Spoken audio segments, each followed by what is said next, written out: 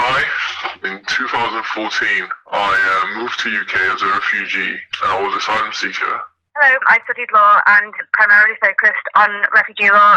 I've also volunteered with asylum seekers in Liverpool. What kind of things would get donated?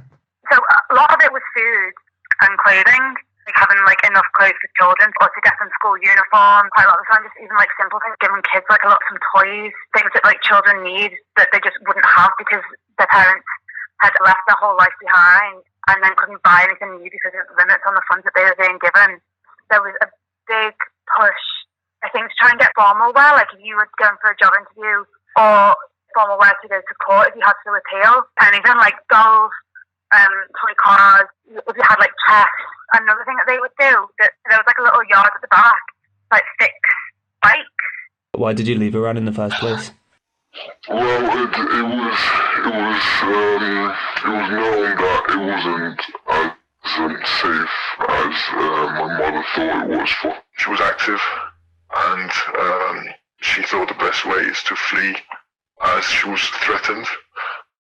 So in the UK, while your claim for asylum is being processed, you are not allowed to work, but you do get paid weekly allowance and you do get put into housing. However, I'm sure you can imagine it's not a lot of money that you're given weekly, and the housing is not appropriate. I was shared with another lady and her daughter. I think they were Albanian. They were slightly crazy and they did a lot of drama. They called the police on us because they thought we were eating their food or something. Just something mad.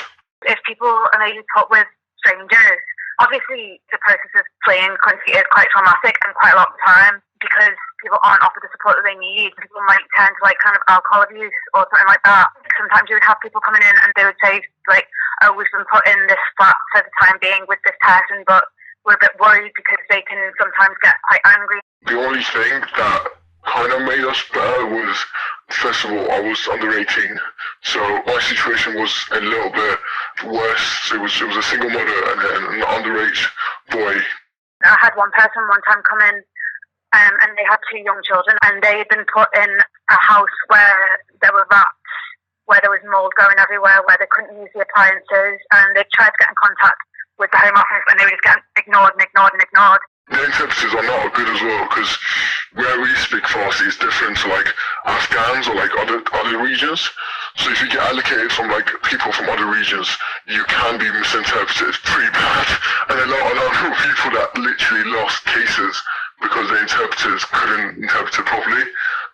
If you look up whistleblowers in the Home Office, there are so many articles talking about the attitudes of people within the Home Office. And when people get to the border, they have to present their case there and then. And there are articles from whistleblowers who've been inside the Home Office who basically said it was almost like a joke to the people who work there and laughing about the ridiculous ways that they found to reject the claim.